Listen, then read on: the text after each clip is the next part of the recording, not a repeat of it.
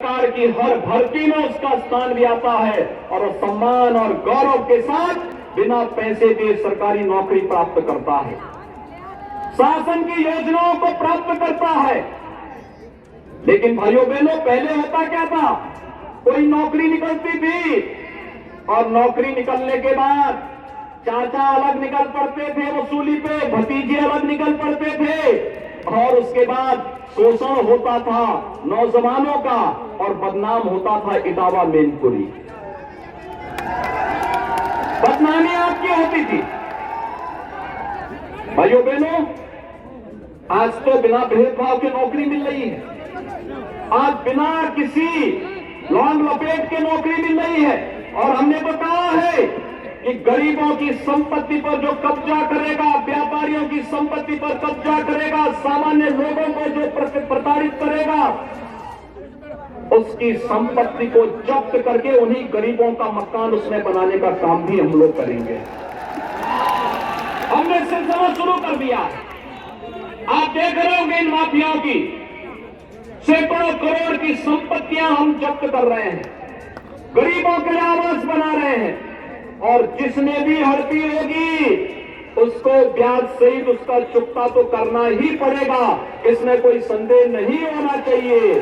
और इसीलिए मैं आज आपसे कहने के लिए आया हूं कि भाइयों बहनों, आपने विधानसभा चुनाव में तमाम अफवाहों को दरकिनार करते हुए मैनपुरी और भोगांव विधानसभा सीट पर हमें चुनाव जिता करके भेजा।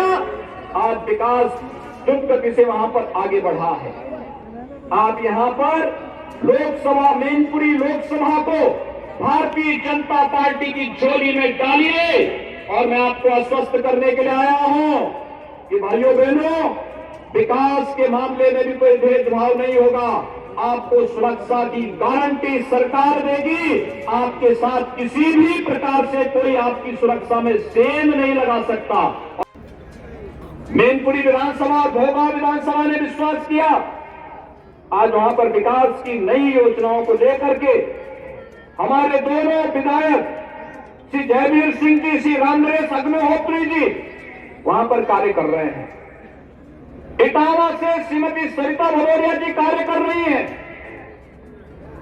लेकिन भाइयों बहनों, बाकी विकास की योजनाओं के बारे में बताने वाला, वहां के नागरिकों की समस्याओं का समाधान करने वाला वह भी तो होना चाहिए। और इस दृष्टि से अगर मैनपुरी से भारतीय जनता पार्टी उपचुनाव में जीतती है तो भाइयों बहनों, विकास की इतनी योजनाएं यहां के आम नागरिक के हित को ध्यान में रख करके सामने आएंगी, उसकी कोई कल्पना ही नहीं कर पाया होगा। और भाइयों बहनों, वैसे ही जैसे लोग सोचते नहीं थे कि हर गरीब को शौचालय मिलेगा, जैसे लोग सोचते नहीं थे कि हर गरीब को मकान मिल पाएगा, कि पेंशन यानी 12,000 रुपये सालाना पेंशन की सुविधा मिल पाएगी, यह भी तो डबल इंजन की सरकार ने किया है। अगर इन समाजवादियों का बस चलता, इन गरीबों के पेंशन भी लोग हड़प जाते, ये भी हड़प जाते, गरीबों का राशन हड़प जाते। लेकिन भाइयों बहनों, आज तो हम 15 करोड़ गरीबों को प्रदेश में राशन की सुविधा उपलब्ध करवा रहे हैं। 15 करोड़ गरीबों को रोजगार की नई संभावनाएं आगे बढ़ रही हैं, नई नौकरियां लग रही हैं, सुरक्षा का एक बेहतर माहौल प्रदेश में हुआ है। जो पेशेवर खनन माफिया, भू माफिया कभी इटावा और मैनपुरी में हावी होकर के गरीबों की संपत्तियों पर, व्यापारियों की संपत्तियों पर कब्जा करते थे, आज उन भूमाफियाओं को भी मालूम है अब ये संपत्ति कब्जा करेंगे तो जो अभी कब्जा कर रहे हैं तो जाएगा ही जाएगा, बाप दादों की कमाई भी चली जाएगी। का भव्य मंदिर का निर्माण हो रहा है, बहुत भव्य मंदिर निर्माण हो रहा है। वहां के विकास कार्यों को देख करके मन आनंदित हो रहा था। बड़ी भव्यता के साथ अयोध्या में राम मंदिर का निर्माण हो रहा है और साथ साथ अयोध्या के विकास को 30,000 करोड़ रुपए की परियोजनाएं डबल इंजन सरकार की आज अयोध्या के अंदर क्रियान्वित हो रही है। विकास की प्रक्रिया आपके क्षेत्र में भी आगे बढ़ेगी। और इसके लिए अच्छे जनप्रतिनिधि चुनने की आवश्यकता है, अच्छे लोगों को चुनने की आवश्यकता है, अवसरवादियों को नहीं, जो केवल चुनाव के समय नातेदारी रिश्तेदारी गाड़ते हो उनको नहीं, जो आपके सुख दुख में सही मायने में खड़े हो सकते हो, सम विषम परिस्थितियों में खड़े हो सकते हो, हमेशा आपके साथ खड़े हो सकते हो, ईमानदारी के साथ मैनपुरी के विकास की बात कर सकते हो, ईमानदारी के साथ आपके साथ आ सकते हो, वे लोग ही यह कार्य कर सकते हैं। और इस बीच से भारतीय जनता पार्टी नेतृत्व ने बहुत सूझबूझ से यहां पर श्री रघुराज सिंह साक्य को अपना प्रत्याशी बनाकर के आपके बीच में उतारा है। भाइयों बहनों, मैंने श्री रघुराज सिंह साक्य जी के कार्य को बहुत नजदीक से देखा है। संसद में हम लोग साथी सांसद भी थे और तब भी अपनी शालीनता, अपनी एकाग्रता, अपना धैर्य कभी भी उन्होंने नहीं खोया। पूरी ईमानदारी के साथ अपने क्षेत्र के विकास के लिए, अपने नागरिकों के हितों के लिए वे कार्य करते रहे। आपने देखा होगा लगातार वे आपके बीच में हैं और आज बीजेपी परिवार में शामिल हुए। बीजेपी में शामिल होने के बाद कहीं कोई पद की मांग उन्होंने नहीं की, केवल एक सामान्य कार्यकर्ता के रूप में कार्य करते रहे और सामान्य कार्यकर्ता के रूप में कार्य करते करते भारतीय जनता पार्टी नेतृत्व ने उनके कार्य को देखा और उसके बाद तय किया कि अब मैनपुरी किसी परिवार की विरासत नहीं बन सकती। मैनपुरी एक सामान्य कार्यकर्ता के नेतृत्व में विकास की नई ऊंचाइयों को छुएगा और इसलिए मैनपुरी उपचुनाव में श्री रघुराज सिंह साक्य जी को भारतीय जनता पार्टी ने अपना प्रत्याशी बनाकर के आपके बीच में उतारा है। कुछ परिवार को चाहिए, राष्ट्रीय अध्यक्ष भी परिवार का, मुख्यमंत्री भी परिवार का, राष्ट्रीय महासचिव भी परिवार का, सांसद भी परिवार का, ब्लॉक प्रमुख भी परिवार का, विधायक भी परिवार का। परिवार के दायरे से बाहर कोई नहीं निकल पाता है। उन लोगों से ऊपर उठ करके भारतीय जनता पार्टी ने, आपने देखा होगा 2014 में प्रधानमंत्री मोदी जी ने जो मंत्र देश को दिया था, वास्तव में जो मंत्र है सबका साथ और सबके विकास का, जिसमें विकास सबका, भेदभाव किसी के साथ नहीं, लेकिन तुष्टीकरण किसी का नहीं। भाइयों बहनों, यही वह मंत्र है जो लोक कल्याण का माध्यम बन रहा है, जो प्रत्येक नागरिक के जीवन में परिवर्तन का कारक बन रहा है, जो प्रत्येक नागरिक के जीवन में उनके स्वावलंबन का आधार बन रहा है। आपने देखा होगा, अगर किसी व्यक्ति, समाज, पार्टी की कसौटी की परीक्षा लेनी हो तो संकट के समय जो आपके साथी हो वही सच्चे साथी हो सकते हैं। कोरोना कालखंड इसका ऐतिहासिक उदाहरण है।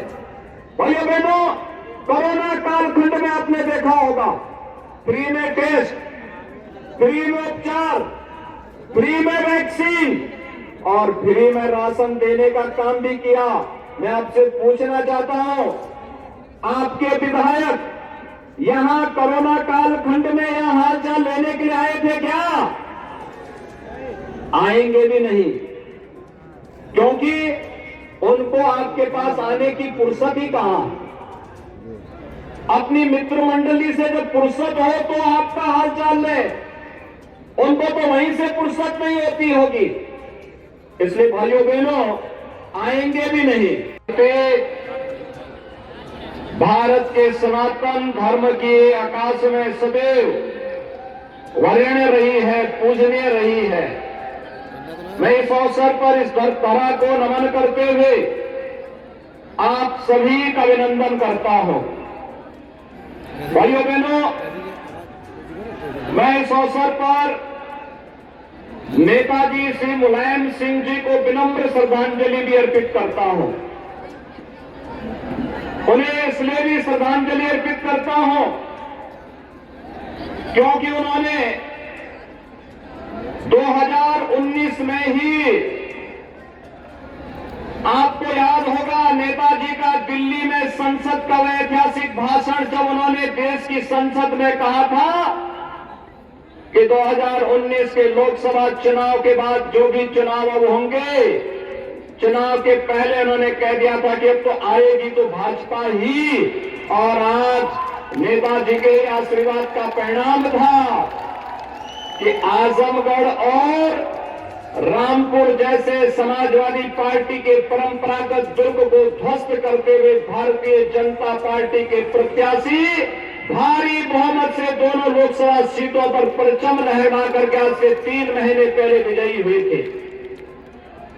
और इसलिए एक बार फिर से सदैव नेताजी का सपना साकार होने जा रहा है, जो उन्होंने कहा था कि जीतेगी तो भाजपा ही। और वही भाजपा के लिए आपसे अपील करने के लिए मैं आज फिर से एक बार इस करहल विधानसभा क्षेत्र मैनपुरी में आपके बीच आया हूं।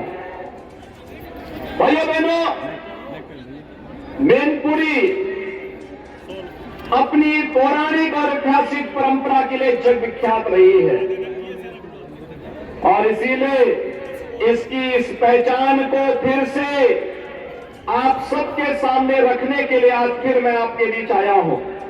हमारा ये पूरा मंच आया है, मेरे सहयोगी मंत्री श्री राकेश सचान जी हैं, हमारे जो अब ये नया उत्तर प्रदेश है, ये नया उत्तर प्रदेश कानून पर विश्वास करता है। हर गरीब, हर किसान, हर नौजवान, हर बहन बेटी की सुरक्षा और उनके सम्मान और स्वावलंबन की ओर उन्हें अग्रसर करने के लिए प्रतिबद्ध तरीके से कार्य करता है। अराजकता न बर्दाश्त करता है और न अराजक तत्वों को ही बर्दाश्त करता है। आज दंगा मुक्त प्रदेश इस बात की गवाही देता है। आज प्रदेश में कानून व्यवस्था की बेहतर स्थिति इस बात को प्रमाणित करता है। और में कमल चुनाव चिन्ह पर वोट देंगे, सभी लोग सहमत हैं? जहां तक मेरी आवाज जा रही है, दोनों हाथ ला करके मुझे आश्वस्त करिए, जहां तक मेरी आवाज जा रही है सभी लोग, मैं आश्वस्त होकर के जाऊं, बूथ संभालेंगे, बिना भय के वातावरण में बूथ संभालेंगे, एक एक वोट कमल चुनाव चिन्ह पर जाएगा। लेकिन भाइयों बहनों, चुनाव है 5 दिसंबर को और 5 दिसंबर को होने वाले चुनाव में ये संभव नहीं कि एक एक बूथ पर हमारा प्रत्याशी जाए और एक एक घर में चला जाए, समय कम होता है। इसलिए मेरी आपसे अपील होगी, 5 दिसंबर के अंदर अंदर आपको एक एक बूथ में एक एक मतदाता से अपील करनी होगी। करेंगे? सभी लोग करेंगे? भाजपा को भारी बहुमत से विजयी बनाएंगे, कमल ही कमल मैनपुरी में दिखाई देगा, एक आश्वस्त करते हैं। तो भाइयों बहनों, मैं भी आपको इस बात के लिए आश्वस्त करता हूं, आपकी सुरक्षा, मैनपुरी के विकास और समृद्धि का दायित्व भी हम लोग अपने हाथों में लेकर के यहां के एक एक नागरिक को सुरक्षा प्रदान करेंगे। आप सबसे मेरी अपील है, श्री रघुराज सिंह साक्य को कमल चुनाव चिन्ह पर जब वहां तो केवल और केवल आपको इमोशनल रूप से मैनपुरी को एक बार फिर बहकाने के लिए आ रहे हैं। लेकिन भाइयों बहनों, राजनीति इमोशनल विषय नहीं हो सकता। ये इमोशनल हमें कॉमन मैन के प्रति होना चाहिए। जिसके पास आवास नहीं उसको आवास मिलना चाहिए, जिसके पास शौचालय नहीं उसको शौचालय मिलना चाहिए, जिसके पास रोजगार नहीं उसको रोजगार मिलना चाहिए, जिसको सुरक्षा की आवश्यकता है उसको सुरक्षा मिलनी चाहिए।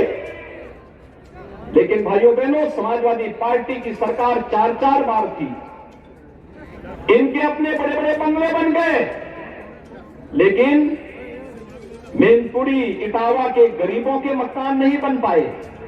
इनकी जमीनों पर कब्जा जरूर हो गया, लेकिन इनके अपने मकान नहीं बन पाए, इनके विद्युत के फ्री के कनेक्शन नहीं मिल पाए, इनके घर में शौचालय नहीं बन पाए, इनको उज्ज्वला योजना के रसोई गैस के कनेक्शन नहीं मिल पाए। इनका राशन तो समाजवादी पार्टी की सरकार के समय वही माफिया हड़प जाते थे, जिन माफियाओं को समाजवादी पार्टी ने पाला पोसा। लेकिन भाइयों बहनों, आज मैं कह सकता हूं प्रधानमंत्री मोदी जी के आने के बाद हर गरीब को बिना भेदभाव के आवास की सुविधा उपलब्ध हो रही है। और मैं फिर एक बात को कह सकता हूं, हमने अब तक प्रदेश में 45 लाख गरीबों को एक एक आवास उपलब्ध कराया है। 10 लाख आवास हमारा तैयार है जो हम देने जा रहे हैं गरीबों को।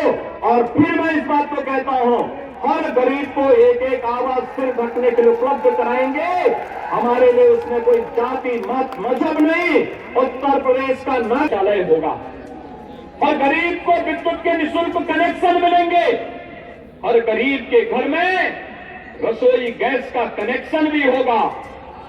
हर गरीब को राशन की सुविधा का लाभ भी मिलेगा और बिना भेदभाव के उत्तर प्रदेश के हर नौजवान को नौकरी और रोजगार की गारंटी भी मिलेगी। अब ये महाभारत के जो रिश्ते नौकरी निकलते ही वसूली पे निकल पड़ते थे, कोई चाचा है, कोई भतीजा है, कोई कुछ और बन करके निकल पड़ते थे। नौजवानों के जीवन के मंच पर उपस्थित उत्तर प्रदेश सरकार में मेरे सहयोगी मंत्री श्री जयवीर सिंह जी इतिहास बनाया है। महात्मा महर्षि वेदव्यास हो या महात्मा विदुर अथवा उससे पहले महर्षि श्रृंगी, ऋषि मुनि